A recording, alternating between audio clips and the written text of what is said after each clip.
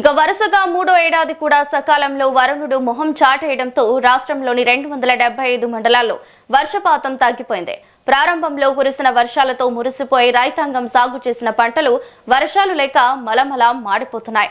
ఫలితంగా 218 మండలాల్లో తీవ్ర దురిష్ట పరిస్థితులు నెలకొన్న వ్యవసాయ శాఖ మాత్రం కరువు సమస్యను ఎదుర్కొనేందుకు సన్నద్ధం కాకపోవడం నిజంగా విచారకరమైన అభిప్రాయాలు వినిపిస్తున్నాయి.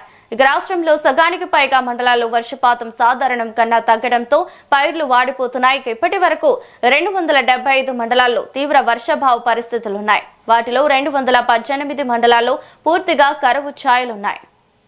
ఇక ఇదే అంశంపై మరింత సమాచారం మా ప్రతినిధి శివ ఫోన్ ద్వారా అందిస్తారు. శివ, చెప్పండి. యారవలి అయితే తెలంగాణలో వర్షాల కోసం ఎదురు చూస్తున్న ప్రజలకు వాతావరణం మరోసారి అయితే నిరాశ కలిగిస్తోంది. అయితే కొన్ని ప్రాంతాల్లో వర్షాలు కురుస్తున్నప్పటికీ మరికొన్ని ప్రాంతాల్లో వర్షం మాత్రం జాడ కూడా కనిపించకపోవడంతో ఉక్కపోత, వేడి పెరుగుతున్న పరిస్థితులు అయితే మనకు కనిపిస్తున్నాయి. అంటే ముఖ్యంగా హైదరాబాద్లో ఉదయం నుంచి ఎండ ప్రభావం కనిపిస్తుంది. ఇటు మధ్యాహ్నం సమయానికి ఉష్ణోగ్రత మరింత పెరిగే అవకాశం కూడా ఉండడంతో ప్రజలైతే తీవ్ర ఇబ్బందులు పడుతున్నారు. సో అయితే వర్షాలు పూర్తిగా బ్రేక్ పడలేదని వాతావరణ శాఖ అయితే అంచనాలు చెప్తున్నాయి.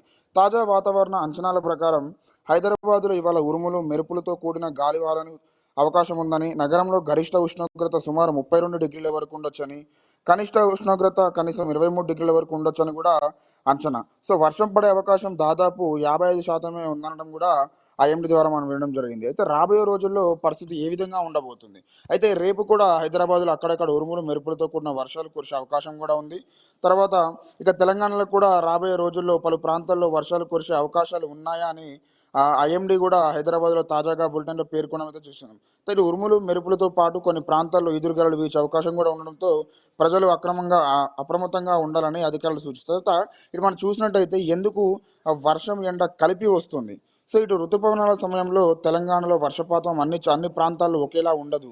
సో ఒక ప్రాంతంలో వర్షం కురుస్తుండగా కొన్ని కిలోమీటర్ల దూరంలోనే ఎండ తీవ్రత కనిపించే పరిస్థితి అయితే ఉంటుంది. సో ఇటు ఉపరితల అవస్థల నుంచి గాలుల దిశ, తేమ వంటి అంశాల ఆధారంగా స్థానికంగా వర్షాలు అయితే మారుతూ ఉంటాయి. అందుకే వర్షం తగ్గిన సమయంలో ఉష్ణోగ్రతలు, ఉక్కపోత పెరిగినట్లుగా అనిపిస్తుంది. అయితే మళ్ళీ మధ్యాహ్నం లేదా సాయంత్రం సమయంలో ఒకేసారి మేఘాలు కూడా కమ్ముకొని అయితే వర్షం పడడం అయితే జరుగుతుంది.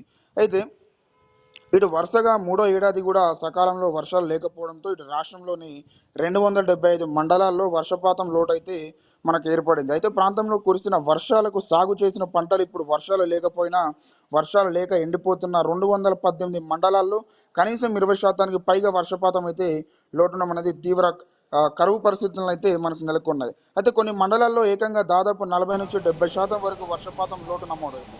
ఇటు సాధారణంగా వర్షపాతం లోటు ఉన్నట్టు నమోదైన మండలాల్లోనూ పంటల ఇబ్బందులు. ఒకేసారి భారీ వర్షం కురిసి ఆ తర్వాత 10-15 రోజుల పాటు వర్షం లేకపోవడంతో పంటలు వాడిపోతున్నాయి.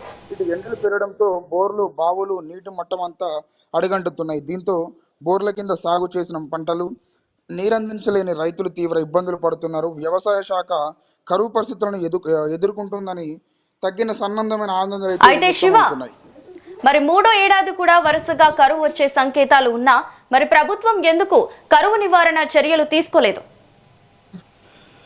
మనం చూసినట్టయితే ప్రభుత్వం వీళ్ళందరూ కూడా రైతాంగం అందరూ కూడా ప్రభుత్వాన్ని ప్రశ్నించడంతో మేమైతే ప్రభుత్వం మీద తీసుకుంటున్నాం, దానికి సంబంధించిన చర్యలు తీసుకుంటున్నాం అంటుంది. కానీ ప్రభుత్వం అయితే మరి ఎక్కడ కూడా ఆయా సంబంధిత పనులు చేస్తున్నట్టయితే మనకైతే ఎక్కడ కనిపిస్తలేదు. ఎందుకంటే గ్రౌండ్ వాటర్ని ఇంప్రూవ్ చేసే ఏర్పాట్లు ప్రభుత్వం చేయడం ద్వారా ఇటు రైతాంగాన్ని కూడా కాస్త అయితే ఉపశమనం కలుగుతుంది. ఆ తర్వాత ఇటు చూసినట్టయితే బోర్లతో పాటు ఇటు కాలువలు ఏవైతే ఉంటాయో గత కొన్నేళ్లుగా ప్రతి ఊరికి తీసిపెట్టిన కాలువల్లాగే మెలిగి ఉన్నాయి, కానీ అందులో చుక్క నీరు కూడా రావట్లేదు.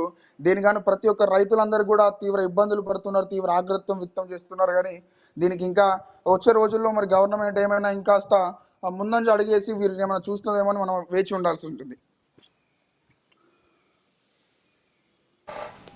Thank you Shiva.